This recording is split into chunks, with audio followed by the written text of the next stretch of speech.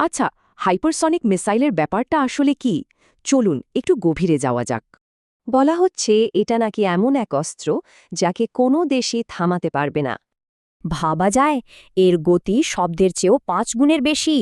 তো এটা কি আসলেই অজেয় কোনো সুপার ওয়েপন, নাকি পুরোটাই বাড়িয়ে বলা? চলুন এই প্রযুক্তির পেছনের আসল গল্পটা জেনে নেওয়া যাক।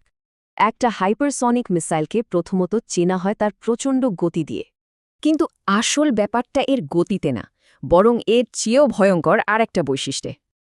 আর সেটাই হলো এর ম্যানুভেরাবিলিটি, মানে উড়তে উড়তে গতিপথ বদলানোর ক্ষমতা। এটা কেন এত গুরুত্বপূর্ণ তা বুঝতে আগে জানা দরকার এয়ার ডিফেন্স সিস্টেম কিভাবে কাজ করে। বিষয়টা অনেকটা কোয়ার্টার ব্যাকের পাসের মতো। বলটা খেলোয়াড়ের বর্তমান অবস্থানে নয়, ভবিষ্যৎ অবস্থানে ছোড়া হয়। ঠিক একইভাবে মিসাইলটা যেখানে গিয়ে পড়বে ঠিক সেখানেই ইন্টারসেপ্টর পাঠানো হয়। কিন্তু একটা হাইপারসনিক মিসাইল ঠিক সেই মুহূর্তে নিজের রাস্তা বদলে ফেলে ইন্টারসেপ্টরকে ফাঁকি দেয়। তাহলে কি একে আটকানো সত্যি অসম্ভব? এক কথায় উত্তর হলো না।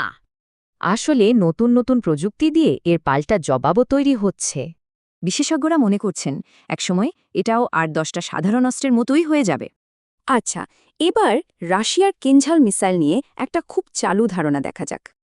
অনেকেই ভাবেন এটা একটা ট্রু হাইপারসনিক অস্ত্র যা কিনা পেট্রিয়ট সিস্টেমকে ধ্বংস করেছে। কিন্তু সত্যিটা হলো কিনঝাল কোনো আধুনিক হাইপারসনিক গ্লাইড ওয়েপন নয়।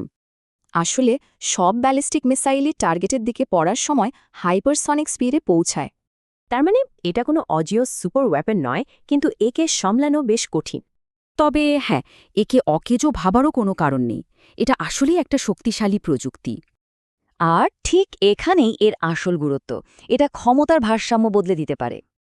এখন প্রশ্ন হলো এই নতুন প্রযুক্তি আধুনিক যুদ্ধের নিয়মকানুন কতটা বদলে দেবে।